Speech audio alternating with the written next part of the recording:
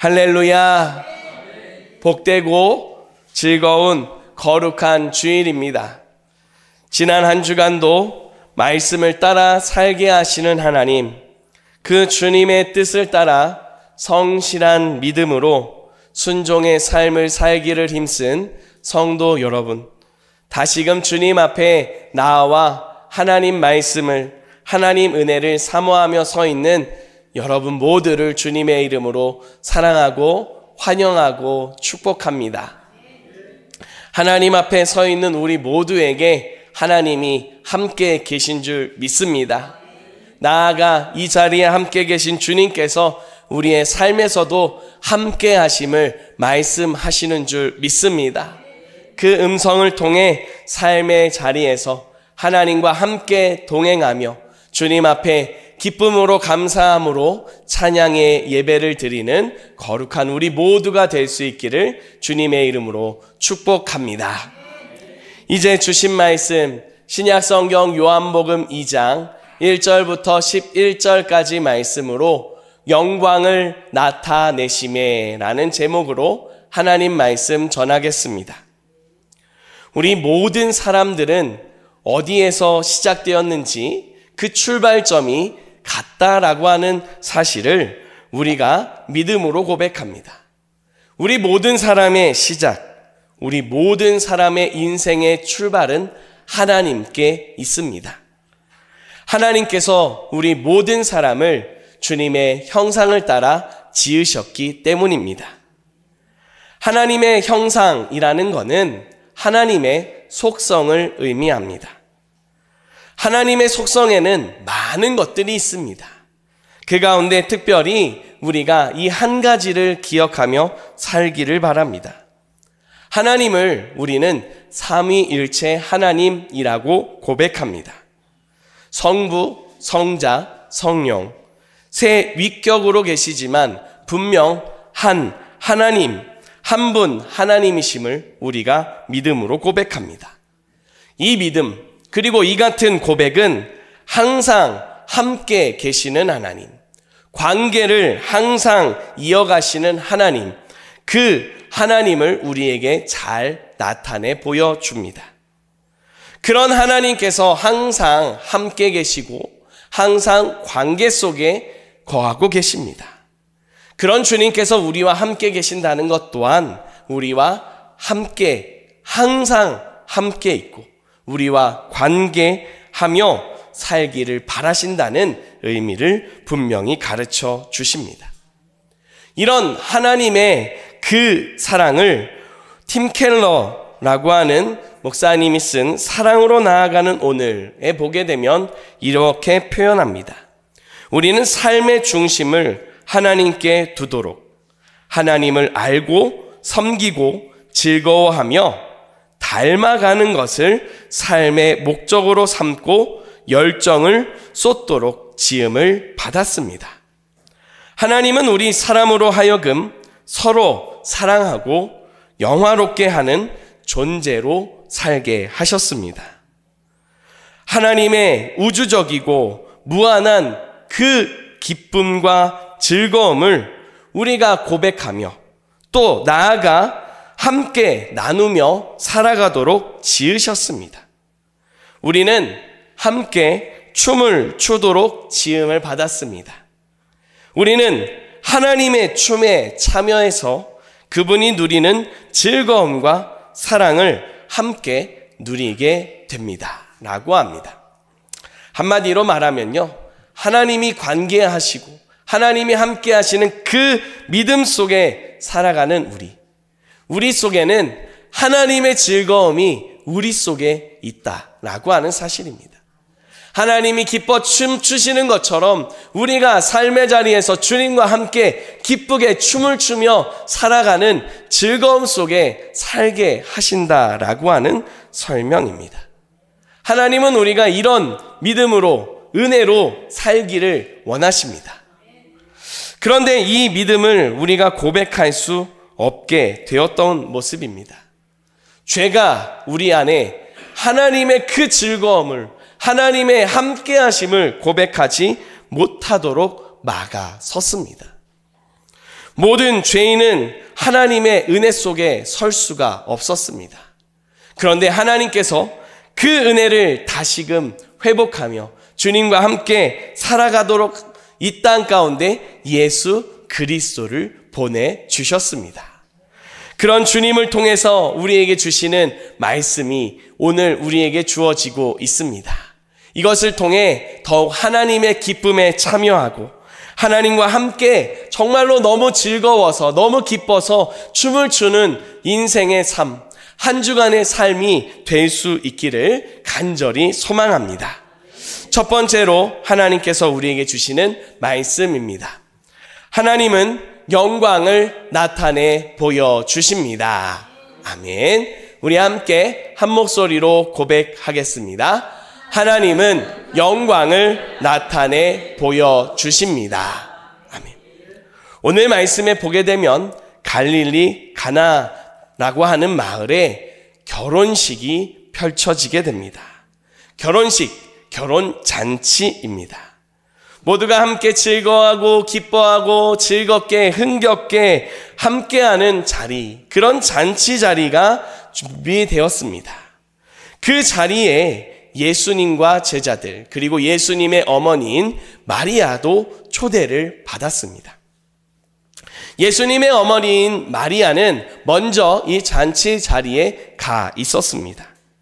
그리고 나중에 예수님이 제자들과 함께 이 잔치 자리에 도착했습니다. 그런데 그 잔치 자리에 포도주가 떨어졌다라는 소식이 들려옵니다. 베이커 성경 배경 주석을 보게 되면 혼인 잔치가 일주일 이상 진행되는 경우도 있었다라고 설명을 합니다. 그러니까 이 일주일이라고 하는 기간 동안 모두가 즐거워하는데 이 잔치 자리에서 정말 중요한 자리 가운데 하나가 무엇이었느냐? 포도주였습니다. 잔치에 있어서 포도주는 중요한 비중을 차지했습니다.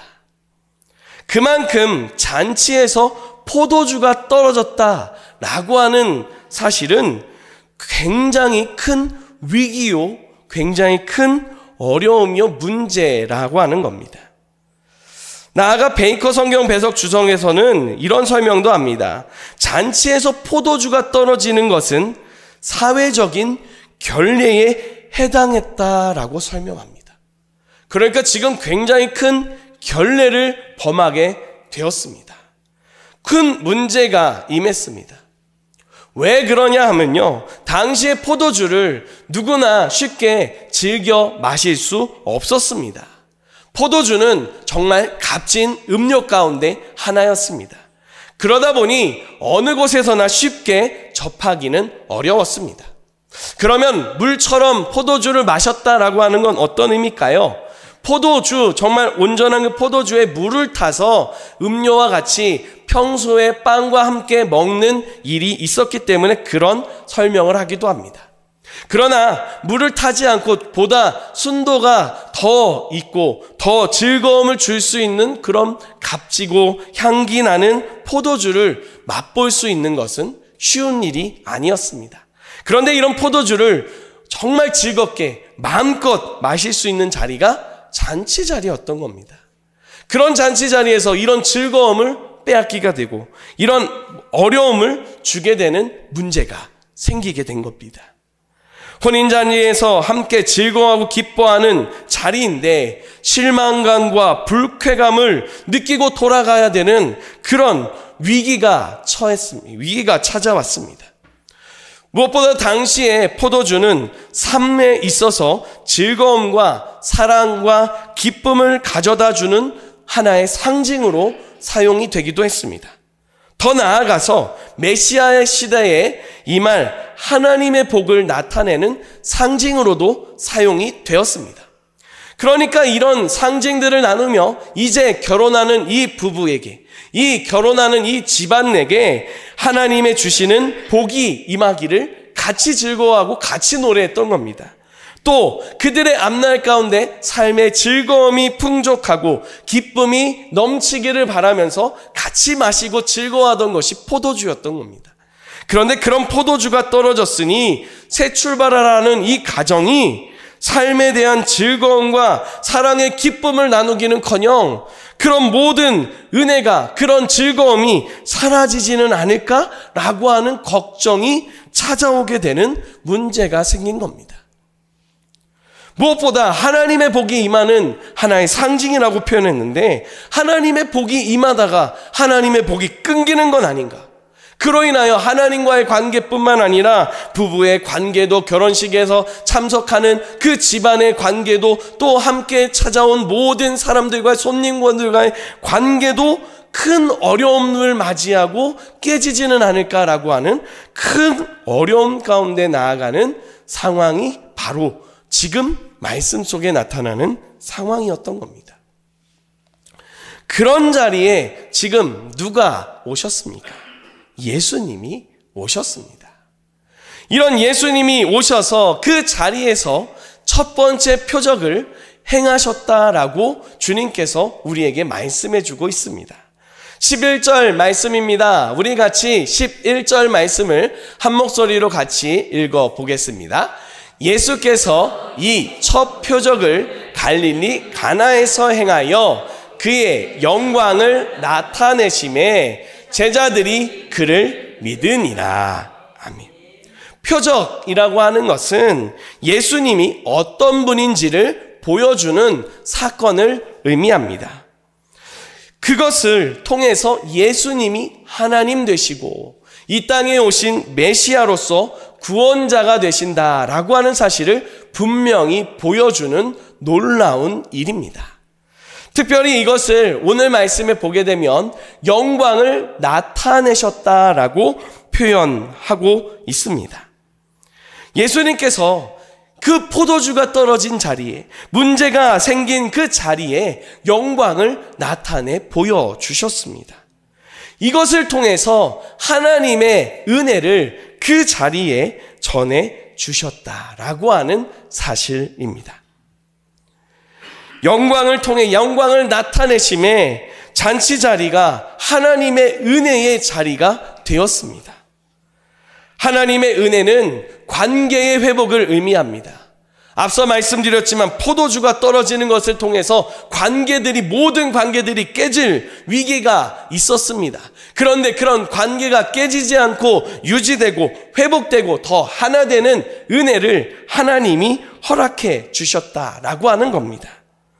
포도주가 떨어지는 그 자리에서 관계뿐만이 아니라 기쁨과 즐거움도 사랑도 더 커지게 되는 은혜를 하나님께서 허락해 주셨다라고 하는 사실입니다. 이 모든 놀라운 역사가 예수님이 영광을 나타내심에, 예수님이 표적을 행하심에 이루어졌던 겁니다. 말씀에 앞서서 사람의 창조됨과 그리고 하나님이 우리와 함께하기를 즐거워하신다라고 하는 사실을 말씀드렸습니다. 그런데 죄가 하나님의 잔치에, 하나님의 그 기쁨에 참여하지 못하도록 우리 사람을 막아선다라고 말씀드렸습니다. 이것을 해결하기 위해 예수님이 오셨습니다. 그런 예수님이 오셔서 영광을 나타내심에 하나님과 우리 사이의 관계가 온전히 회복되게 하셨습니다. 예수님이 그 영광을 나타내심에 하나님의 은혜의 자리에 우리가 참여해서 즐겁게 춤을 추고 감사하고 함께 하나님 앞으로 더 가까이 나아가는 은혜를 누리게 되었습니다. 우리 모두가 이 같은 은혜를 고백하고 있는 줄 믿습니다. 이 은혜는 하나님 앞에서 믿음만으로 끝나지 않습니다. 우리의 삶으로도 이어집니다. 오늘 말씀에 나타나는 그 혼인잔치 속에 그 영광을 나타내심에 그 모든 문제가 변하여 하나님의 기쁨으로, 하나님의 은혜로, 찬송으로 변한 것처럼 우리의 삶 가운데 영광을 나타내 보여주고 계신 하나님을 믿으시기 바랍니다. 주님께서 우리의 삶의 자리에 끊임없이 그 영광을 나타내 보여주십니다. 그 은혜를 통해서 하나님과의 관계가 회복되어지고 하나님의 기쁨을 더욱더 누리고 고백하는 복된 한 주간이 될 수 있기를 바랍니다. 나아가 그 은혜를 우리와 함께하는 모든 사람들과 함께 누리며 즐겁게 주님 앞에 살아가는 귀한 한 주간이 될 수 있기를 간절히 소망하며 주님의 이름으로 축복합니다. 두 번째로 하나님께서 우리에게 주시는 말씀입니다. 믿음으로 주를 바라보며 살아갑시다. 아멘. 우리 함께 다시 한번 한 목소리로 고백하겠습니다. 믿음으로 주를 바라보며 살아갑시다. 아멘.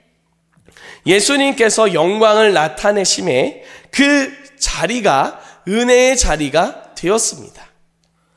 기쁨이 이어질 수가 있었습니다. 즐거움이 끊어지지 않을 수 있었습니다. 그런데 우리가 여기서 잊지 않고 놓치지 않아야 되는 중요한 부분이 있습니다. 11절 말씀을 다시 보면 이렇게 말씀합니다. 예수께서 이 첫 표적을 갈릴리 가나에서 행하여 그의 영광을 나타내심에 제자들이 그를 믿으니라. 아멘. 예수님께서 영광을 나타내심에 제자들이 예수님을 믿게 되었다라고 말씀합니다. 표적이 나타나고 영광이 나타나는 것을 통해서 우리가 놓치지 않아야 되는 것은 더 믿음으로 나아가야 한다라고 하는 사실입니다. 믿음이라 라고 하는 단어를 원어로 보게 되면 영적인 모든 것을 그리스도에게 맡긴다, 예수님을 신뢰한다 라고 하는 의미가 함축되어 있습니다. 그런데 생각해야 되는 것은 이전에 예수님을 믿지 않았다라고 하는 말이 아닙니다. 제자들은 예수님을 따라 나설 때에 자기들의 소유를 버리고 나섰습니다. 제자들은 예수님을 따라 나설 때에 정말 내가 사람을 낚는 업으로 살겠습니다라고 말하며 주님을 따르기 시작했던 모습들이 있습니다.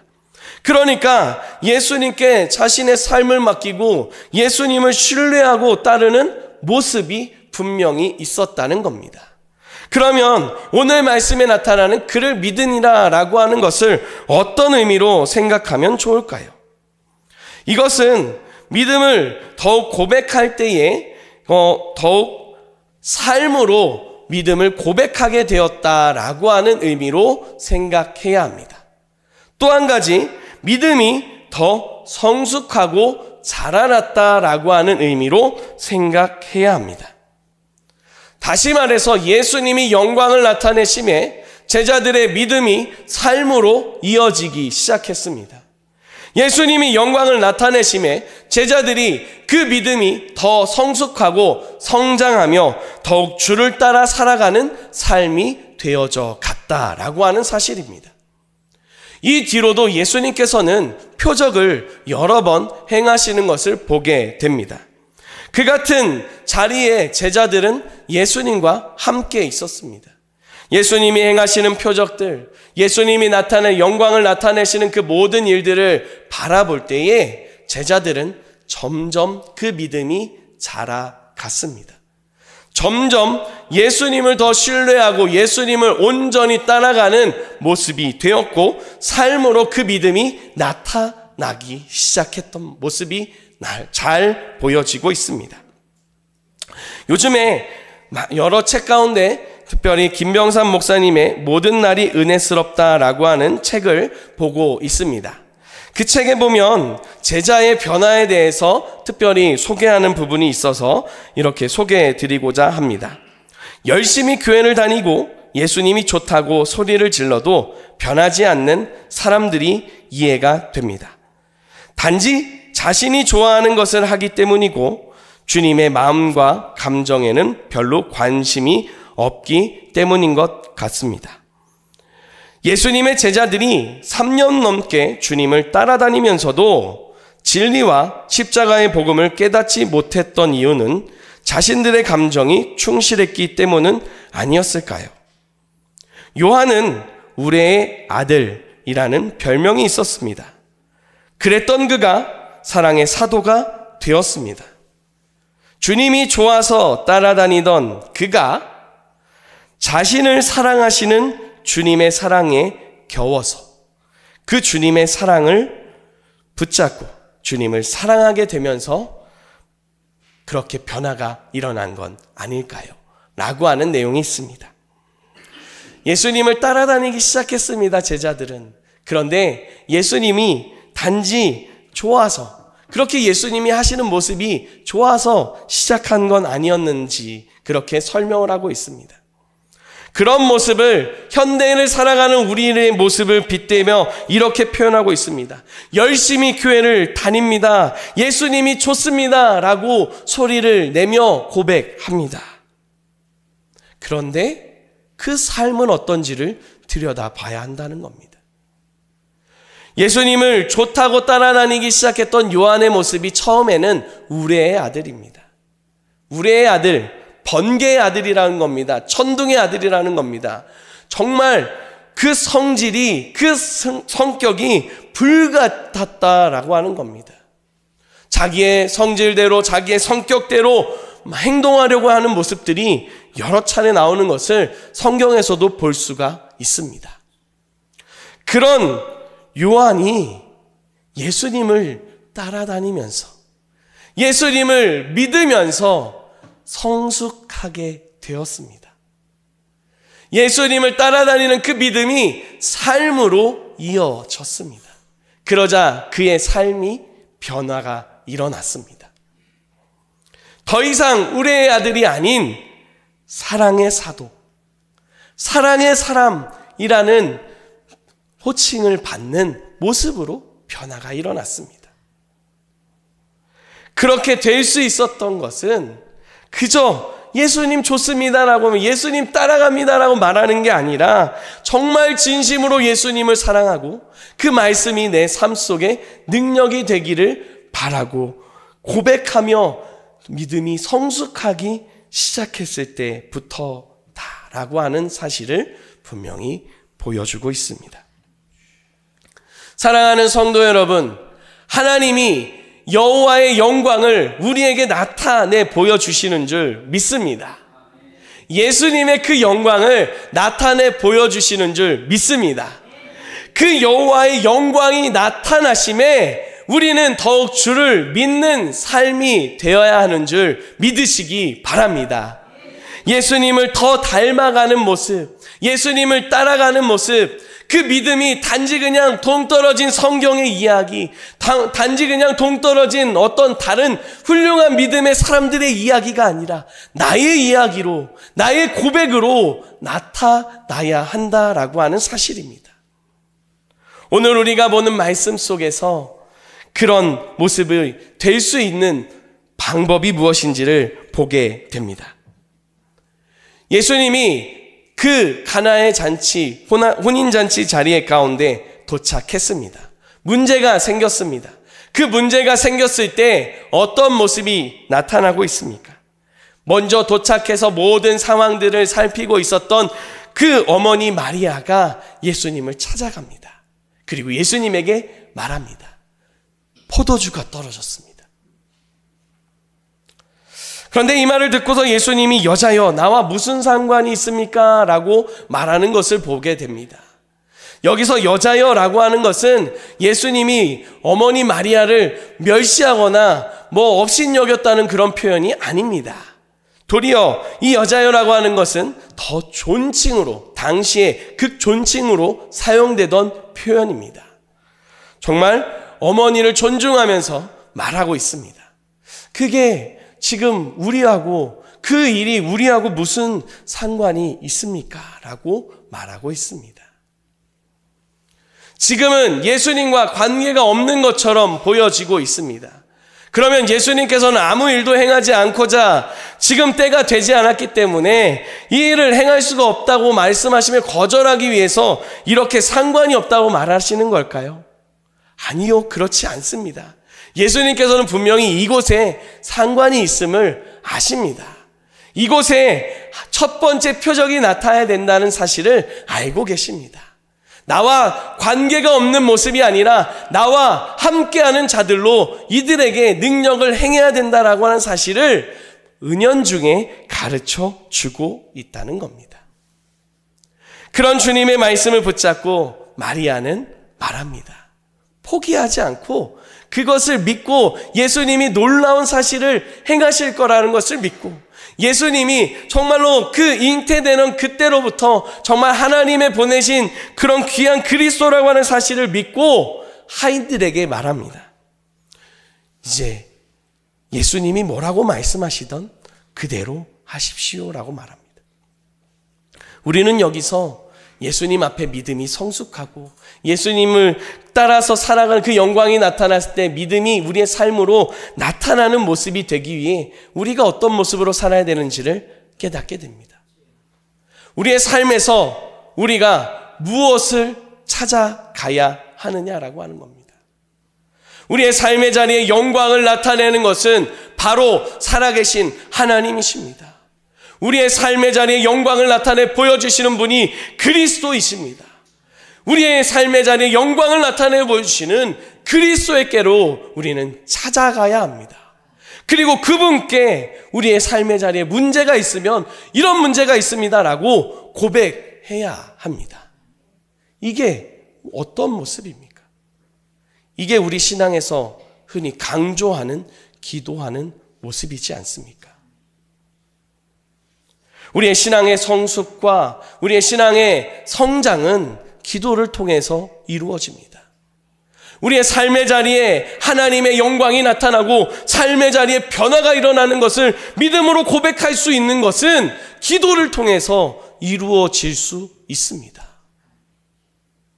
기도 엄청 거창하게 엄청 길게 하는 것이 아니다라고 계속 말씀드리고 있습니다.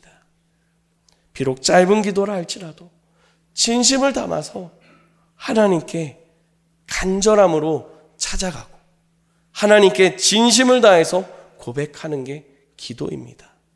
이런 기도를 통해서 하나님 앞에 정말 우리의 삶에 영광이 비춰지고 변화가 일어나는 믿음이 성장하고 성숙하는 은혜를 고백하는 은혜가 있기를 간절히 바랍니다. 또 한 가지 우리가 살펴볼 수 있습니다. 마리아가 말했습니다. 하인들에게 말했습니다. 무엇을 말씀하시든 그대로 하십시오. 그럼 하인들은 그 말대로 예수님이 하라고 하시는 대로 그대로 합니다. 항아리가 있었습니다. 손을 씻어야 하는데 사용되던 물을 담겨 두었던 그 항아리에 물을 채우라고 주님께서 말씀하셨습니다. 물을 채우는 게 쉽지 않습니다. 항아리 하나당 약 100리터가량, 많게는 100리터가량이 된다라고 말하고 있습니다. 100리터의 물을 채우기 위해서 물을 끌어다가 가지고 와서 길어와서 부어야만 합니다. 지금처럼 수도시설이 발전이 돼가지고 물을 막 콸콸 틀면 콸콸 나와서 금방 채우는 그런 모습이 아닙니다. 물을 가서 퍼오는 수고를 해야 합니다. 그리고 물을 퍼가는 그런 고생을 해야 하고 설령 물이 나온다고 해도 그것을 잘 받으면서 그리고 더 빨리 채우기 위해서 수고하는 노력이 필요합니다. 그 노력을 하는데 하인들은 그대로 군말 없이 순종합니다. 물을 다 채웠습니다. 그러자 예수님이 말씀하십니다. 이제 그 물을 떠서 연회장에 갖다 주라고 말합니다. 지금 포도주가 떨어졌는데 물을 떠다 주라고 말하고 있습니다. 이해가 되지 않습니다. 받아들여지지 않습니다. 그래도 말하시는 대로 그대로 해갑니다. 그러자 물이 포도주로 변했고 그 어느 때보다도 값지고 향기 나는 포도주를 모두가 맛보게 됩니다. 여기서 우리는 고백하며 깨닫게 됩니다. 우리는 하나님 말씀 앞에 말씀을 듣습니다. 또 우리는 기도하며 하나님 앞에 여러 가지 고백들을 하며 결단을 하고 마음의 다짐을 합니다. 그런데 중요한 것은 말씀을 듣는 것이 중요하지만 거기서 한 걸음 더 나아가야 된다는 겁니다. 기도하면서 다짐하는 것 중요하지만 거기서 한 걸음 더 나아가야 되는 게 중요하다는 겁니다. 한 걸음 더 나아가는 것, 그건 바로 말씀에 순종하는 삶. 기도한 그 다짐을 삶으로 순종하며 실천하는 삶이다라고 하는 겁니다. 우리는 주님 말씀 앞에 정말 말씀을 받고 은혜를 받고 나아가 삶으로 순종하는 삶을 살아야 되는 거룩한 존재임을 기억할 수 있기를 바랍니다. 개인적으로 부끄러운 고백을 하면서 말씀을 마무리하려고 합니다. 주님 말씀 앞에 지난주에 우리가 성실한 믿음으로 순종의 삶을 살아갑시다 라고 우리가 함께 은혜를 나누었고 살아가기로 주님 앞에 다짐했습니다.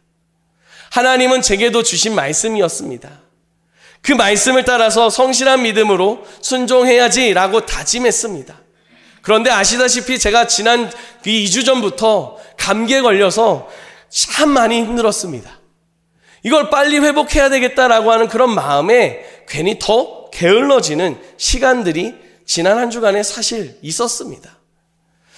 그런 모습들을 생각하면서 오늘 말씀 앞에 다시 마음을 다잡으며 주님 앞에 정말 순종의 삶을 끊임없이 성실하게 이어가야겠다라고 하는 다짐을 다시 한번 하고 주님 앞에 결단합니다. 사랑하는 성도 여러분, 우리가 말씀을 듣고 우리가 하나님 앞에 은혜를 받고 삶에서 실천하며 살겠다라고 하는 다짐 모두가 합니다. 그런데 삶의 자리에서 막상 실천하려고 보면 여러 가지 이유들이 보입니다. 이유들을 보다 보면 다음에, 내일, 이따가 하면서 미루게 됩니다. 이번 한 주간에는 그런 마음들을 다잡고 지금 내가 순종하리라 라고 하는 마음을 다잡고 순종하며 나아가는 삶을 살아가기를 간절히 바랍니다.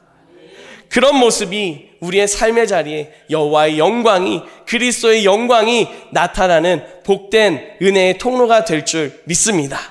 나아가 하나님이 주신 은혜가 정말로 우리의 삶의 자리에서 고백으로 나타나며 즐겁게 춤을 추고 하나님이 춤을 추시는 그 은혜를 우리가 삶의 자리에서 경험하게 되는 귀한 한 주간이 될 줄 믿습니다. 나아가 그 믿음이 가정으로, 삶의 자리로 우리가 만나는 사람들에게 전해짐에 하나님이 주시는 복이, 하나님이 주시는 은혜가 얼마나 크고 놀라운지를 삶으로 증언하는 복된 이 한 주간이 될 수 있기를 주님의 이름으로 축복합니다. 기도드리겠습니다. 거룩하신 하나님, 감사합니다. 저희의 삶의 자리에 영광을 비추어 주심에 감사드립니다. 하나님, 그 영광을 통해서 우리의 믿음이 성숙하게 하시고 우리의 삶의 자리에서 하나님의 은혜를 직접적인 경험으로 고백하게 해주시니 참 감사합니다. 하나님, 이 은혜를 다시 한번 사모하며 한 주간의 삶을 내디뎌 가기를 바랍니다. 하나님, 한 주간의 모든 삶의 순간순간 역사하시고 은혜를 더하여 주시옵소서.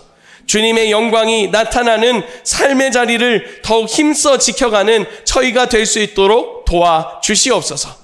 연약함이 있습니다. 부족함이 있습니다. 성령님께서 그 연약함에 강건함을 주시고 부족함에 놀라운 능력으로 전능하심으로 채워주시옵소서. 그렇게 믿음이 성숙하고 성장하며 믿음을, 하나님의 놀라운 역사를 삶으로 고백하는 삶의 자리가 되도록 은혜를 베풀어 주시옵소서. 예수 그리스도의 이름으로 기도드립니다. 아멘.